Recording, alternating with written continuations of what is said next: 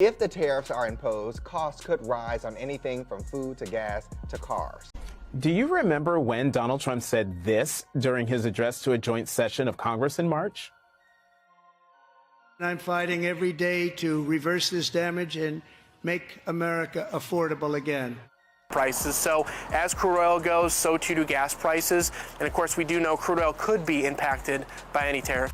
Fast forward almost 5 months, and he's done pretty much the exact opposite.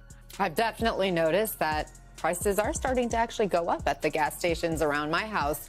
Do you remember when Donald Trump stood before Congress and promised to make America affordable again? Fast forward just 5 months, and the reality feels very different.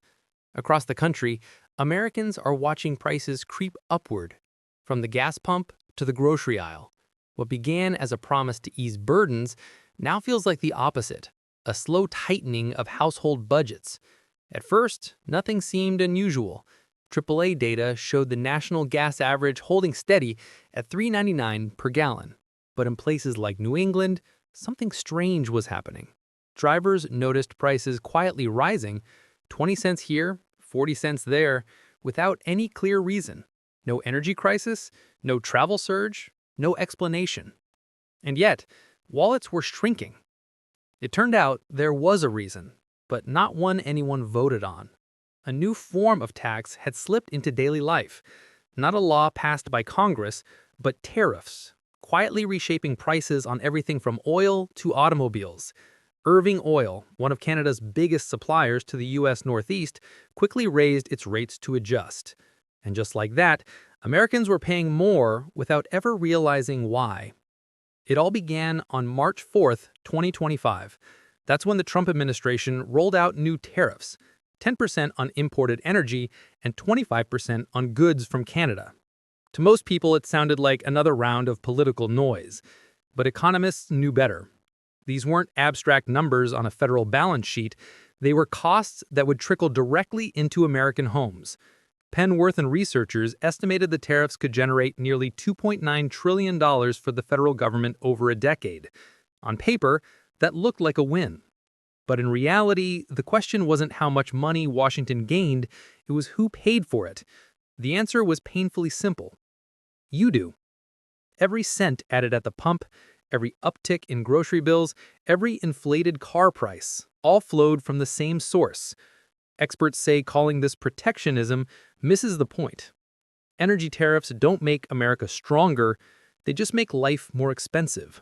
For families already struggling with inflation, this feels like a tax without a vote, a policy they never chose, shaping every mile driven and every meal shared. And as these costs mount, the illusion of protection begins to fade into frustration. The effects aren't equal everywhere. In the Northeast, where much of the fuel comes from Canada, prices surged 20 to 40 cents per gallon almost overnight. The Midwest, with more domestic refining, saw smaller jumps. Farther south, prices appeared stable, but only on the surface. Tariffs were quietly holding costs up, preventing relief that should have reached drivers months ago. While Americans were tightening belts, Canada was rewriting its future. On June 30th, 2025, the first liquefied natural gas ship departed from the new Kitimat terminal on Canada's Pacific coast, bound for Asia. For Ottawa, it wasn't just an export milestone. It was a declaration of independence.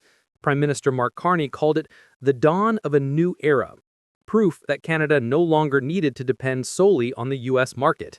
As Washington built tariff walls, Ottawa built trade bridges. The consequences have rippled across industries. Steel and aluminum tariffs drove up construction costs. Auto prices climbed as imported parts became pricier. Even America's electrical grid, dependent on transformers from Mexico, felt the squeeze. By mid-2025, every tank of gas, every grocery run, every light switch carried a silent surcharge. Americans were footing the bill for policies they never voted for.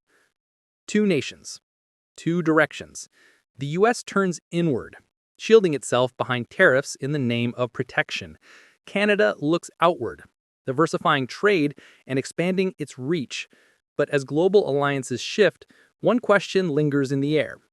Will America's protectionism safeguard its future or slowly tax it away?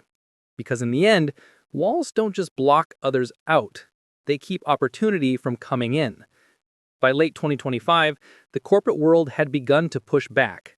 Major U.S. manufacturers, from automakers to food processors, were quietly sounding alarms. Their costs were climbing, but their markets weren't growing. Executives warned that if tariffs stayed, layoffs were inevitable. Some even began shifting operations overseas to bypass new import duties. Ironically, policies meant to protect American jobs were now encouraging companies to leave American soil. And while Washington called it economic resilience, Wall Street called it what it really was: a slow bleed of competitiveness. Abroad, the world was watching. Canada, the EU, and key Asian economies formed new alliances, filling the trade gaps left by the United States. In Brussels, European leaders finalized energy partnerships with Canada and South Korea. In Tokyo, officials praised Canada's LNG exports as a symbol of open market cooperation. Every handshake abroad signaled something deeper: the quiet isolation of America. For decades, the U.S. had led global trade. Now it was drifting to the sidelines, watching as others built the future it once shaped. And now America stands at a crossroads. Tariffs have filled government coffers, but emptied family wallets. The question is no longer whether protectionism works, it's what it's costing the nation in unity, credibility, and influence. Economists warn that the longer these barriers stand, the more the world adapts without the U.S. The future isn't waiting. Nations that open their doors will lead the next decade, while those that close them may find their strength locked inside. In the end, the real price of protectionism might not be paid at the pump, but in lost opportunities that never return.